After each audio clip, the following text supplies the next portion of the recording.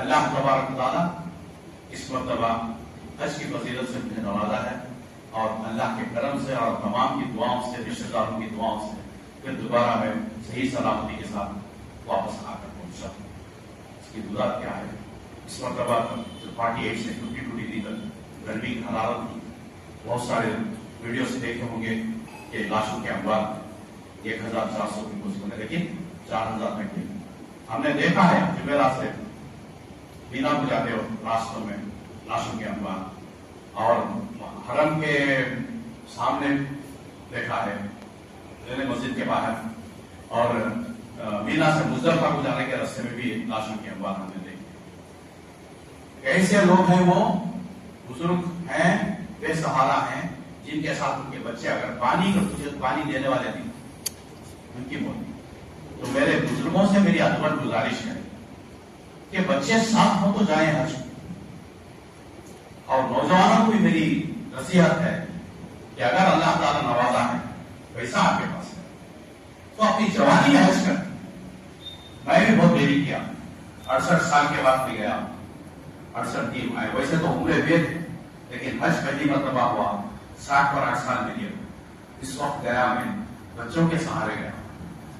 اگر میرا بڑا بیٹا اور 2 ساتھ تھے، وہ ساتھ رہنے سے ہمیں سہولت ہوئی، بیگم بھی ساتھ تھی۔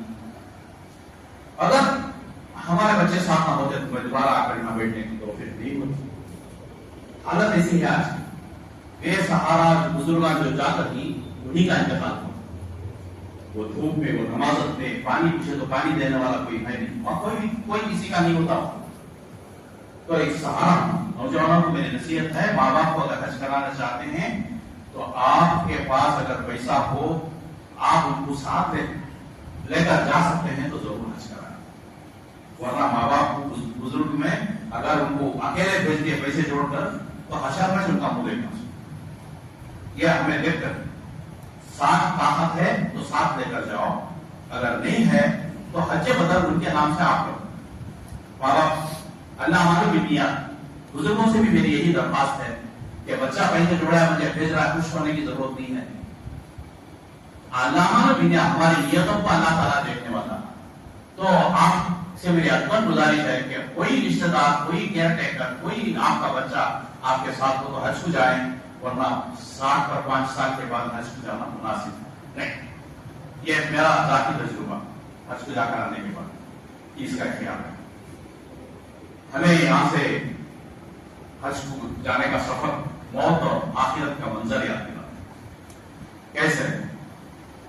اب جنازہ گھر میں ہوتا ہے تو پورے رشتے دار، دوست احباب آتے ہیں جنازہ دیکھنے کے لیے، اور وہ کیا کرتے ہیں، اس کے بعد جنازے کو کیا کرتے ہیں، ہم مسجد کو لے جاتے ہیں، نماز جنازہ ہوتی ہے اور دعا ہوتی ہے۔ ہمارے چند رشتے دار گھر میں بیٹھ جاتے ہیں، چند رشتے دار مسجد تک ہمارے جنازے کے ساتھ آتے ہیں۔ پھر وہاں سے جنازہ کہاں جاتا ہے، قبر کو جاتا ہے۔ قبرستان تک صرف چند لوگ آتے ہیں خاص خاص، باقی جو لوگ مسجد میں دعا کرتے ہیں رک جاتے ہیں۔ حج کا منظر بھی ایسا ہے۔ جب میں حج سے گھر سے نکلا تو کافی دوست احباب اور رشتے دار میرے پاس آئے، مصافحہ کیے، دعا کی درخواست کیے۔ کافی رشتے دار گھر میں رکے، اور کافی رشتے دار، چند رشتے دار حج کیمپ تک آئے۔ سمجھے؟ حج کیمپ میں بھی دعا میں شریک ہوئے۔ اس کے بعد ہمیں حج کی بسوں سے ایئرپورٹ کو جانا۔ اب ایئرپورٹ کو گئے تو کافی رشتے دار دعا کے بعد حج کیمپ میں رک گئے۔ اب وہاں پر خاص خاص لوگ جو خدمت گزار ہیں حج کے، وہ ہمارے پاس ایئرپورٹ تک آئے۔ ایسا ہی منظر، کیسا؟ جنازہ گھر سے نکلا مسجد کو گیا، حاجی گھر سے نکلا حج کیمپ کو گیا، حج کیمپ میں دعا بھی ایئرپورٹ کو گیا، قبرستان کو جنازہ مسجد سے قبرستان کو گیا، اور اس کے بعد پورے نکل جاتے ہیں۔ آخرت کا سفر شروع ہوتا ہے۔ آخرت کا سفر کیا؟ حرمین شریفین کا سفر۔ اب وہاں ہمارے پاس کیا ہوتا ہے؟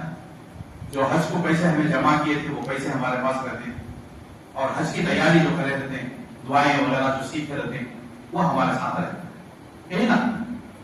تو اب خبر میں کیا رہتا ہے؟ اب قبرستان کو چلے گئے، خبر میں کیا رہتا ہے؟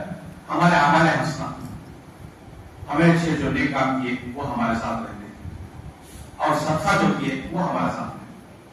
تو جانے کا منظر اور خبر کا منظر یہ موت کا منظر ہے. یہ ہر حاجی اپنے دل میں اس انداز سے گیا تو اللہ کے خوف سے